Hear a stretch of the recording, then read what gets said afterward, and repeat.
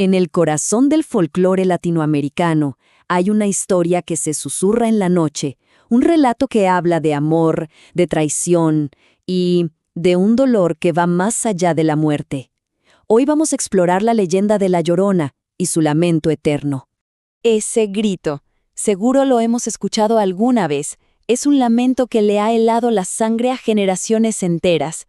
Y es que es el sonido más característico de esta leyenda, un grito de dolor que, según cuentan, se oye en la oscuridad de la noche. Pero, ¿de dónde sale? ¿Cuál es su origen?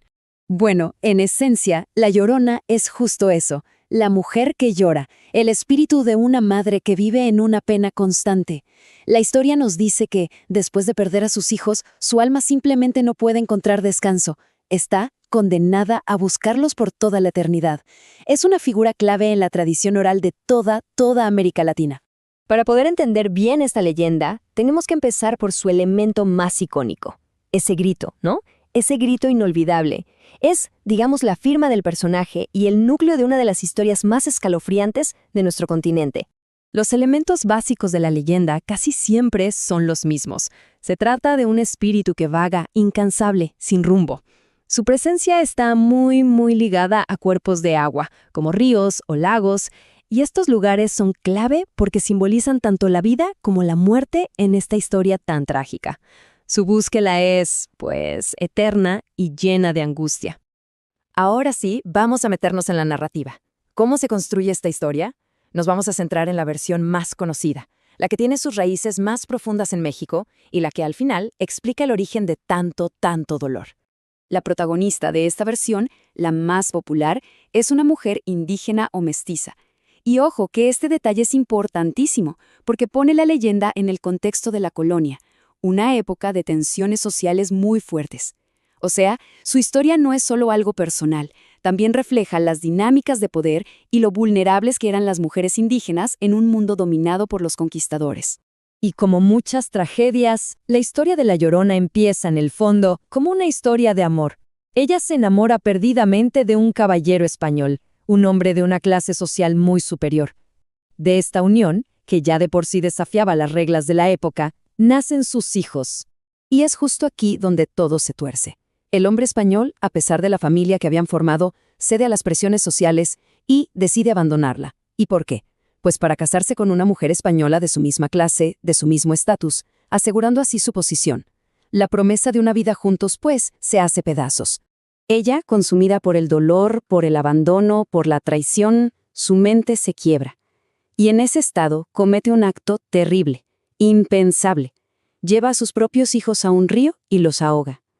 Es el clímax de la tragedia, un instante de locura del que ya no hay vuelta atrás. Casi al instante, el peso de lo que hizo cae sobre ella. El arrepentimiento es pero tan profundo, que muere de pena poco después.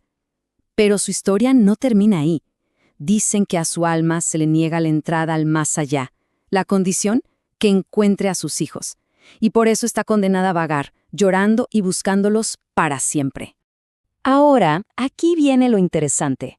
Aunque esta versión que contamos es súper conocida en México, la historia de La Llorona no es exclusiva de un solo país. Para nada.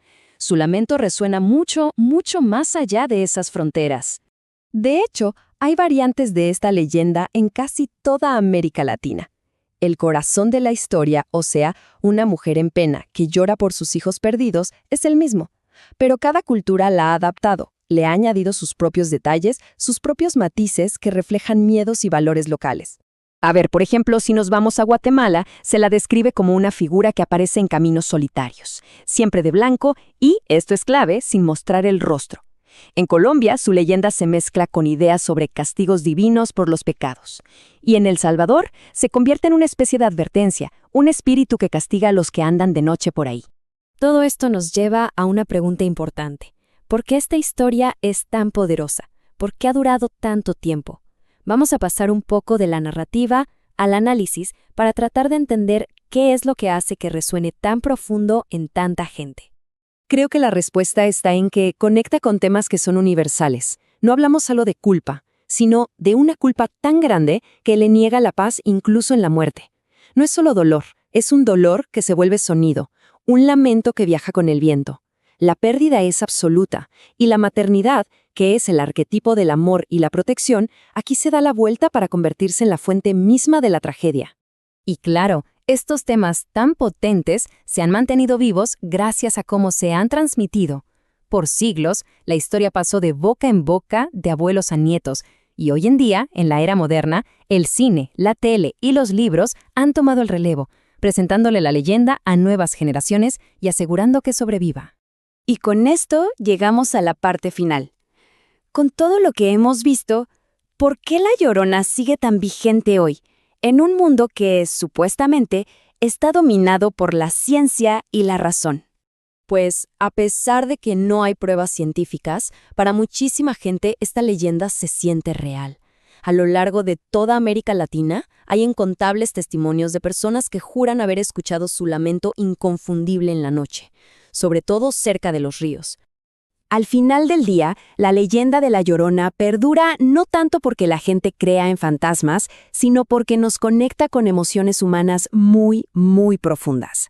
Su historia es una forma de procesar el dolor, la culpa, la pérdida. Su poder no está en si los hechos son verdad, sino en la verdad de los sentimientos que representa.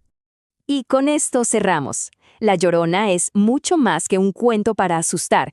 Es un espejo de la tragedia, del arrepentimiento. Así que quizás la próxima vez que escuchemos su historia, valga la pena preguntarse, más allá del miedo que inspira, ¿qué nos dice esta leyenda sobre la inmensa capacidad humana para el dolor y sobre esas heridas que parece que nunca terminan de sanar?